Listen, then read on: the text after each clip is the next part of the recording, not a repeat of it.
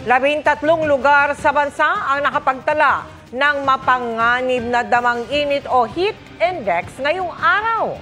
Para maibsan yan, may ilang sinamantala ang holiday para magtampisaw sa Baseco Beach sa Maynila, kung saan dati nang ipinagbawal ang paliligo dahil sa maruming tubig. Nakatutok si Mav Gonzalez. Payong, beach mat at pampiknik. Kumpleto ang bitbit ng mga pamilyang ito kanina na magsuswimming sa Baseco Beach sa Maynila. Sobrang init kasi sa panahon ngayon. Kaya gusto namin mag-swimming lang dito sa Baseco. Dito naman kami para ma-fresh kuha naman po kami dito. Saka dito walang gastos. Libre lang kahit pumasok ka, kahit sino. Kahit marumi, ligo lang. Ibabalong na lang. Opo. Sinamantala rin ng ilan ang holiday kaya dito na nag-mini reunion.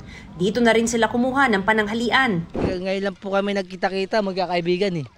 Oo, kaya holiday din, kaya sinulid na namin. Nguha kami dyan ng taong. Ako.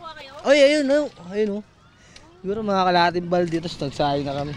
Dagsa ang mga tao sa Baseco Beach dahil holiday at dala na rin ng mainit na panahon. 13 lugar sa bansa ang nakapagtala ng danger level na heat index. Pinakamataas ang damang init sa Dagupan, Pangasinan na umabot sa 44 degrees Celsius. Sa Metro Manila, nasa 40 degrees Celsius naman ang pinakamataas na nadamang heat index. Kaya kahit may mga basura sa tubig, hindi ito alintana ng mga naliligo. Pag high tide malinaw, pag low tide naman po, maraming mga basura. Hindi ba kayo natatakot kasi nga maraming basura? Sanay naman na po. Bira nga lang ako dito maligo. Yung mga pamilya ko laging naliligo rito eh. Ayan, naikayat ako nito. Sabi ko maligo-ligo para magaling ba. Enjoy po.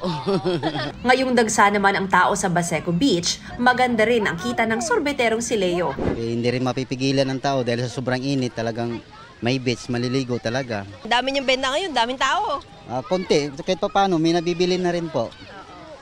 Pag maraming tao, makabinta.